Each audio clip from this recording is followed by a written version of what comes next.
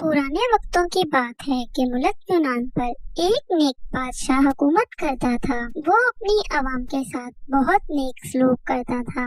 इसकी 4 बेटियां थीं, जिनमें से एक शहजादी बहुत हसीन थी, जिसकी खूबसूरती पर बाकी शहजादियां नफरत करती थीं। इस शहजादी का नाम शहजादी सबा था। एक दफा इनका बाप किसी काम की गर्ज से बैरून मुल्क गया। इसने अपनी सारी बेटियों से इनकी ख्वाहिशात पूछी। इन तीनों बहनों ने कीमती जेवरात लाने को कहा। जब बादशाह ने चौथी बेटी से पूछा कि अगर तुम्हें किसी चीज की जरूरत हो तो मुझे बता दो, शहजादी सबा ने कहा, मुझे एक गुलाब का फूल चाहिए। इनका बाप कोई ना कोई बात भूल जाता था, इसलिए सिर्फ शहजादी सबा के लिए फूल ले आया। बाकी चीजें वो भूल चुका था। जब वो घर आया तो शहजादियां दरवाजे पर खड़ी अपने बाप का इंतजार कर रही थी। जब इनका बाप आया तो सिर्फ एक फूल के अलावा इसके पास कोई चीज न थी। शहजादियों ने अपने बाप को बुरा भला कहकर बाप की नाफरमानी की। शहजादी सबा कमरे में जाकर रोने लगी।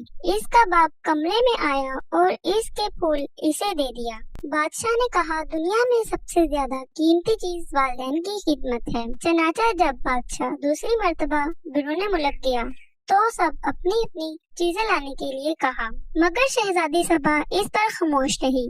इसने सोचा कि इस बार कोई ऐसी बात ना हो कि जिससे मेरे बाप का दिल दुखे। तो बादशाह ने अपनी बेटियों के लिए जेवरात लिए। रास्ते में एक जंगल था। बादशाह इस जंगल में से गुजर रहा था तो इसने दरख्त पर बैठे एक चमगादड़ को देखा। वो चमगादड़ दरअसल में एक खौफनाक जिन था।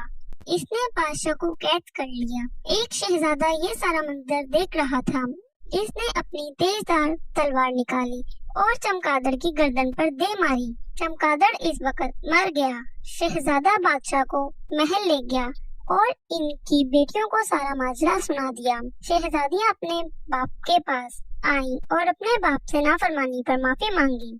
बादशाह ने इस वक्त अपनी सारी बेटियों में से सबा पर फख्र महसूस किया और अपनी सारी बेटियों को गले लगा लिया। सब हंसी खुशी रहने लगे।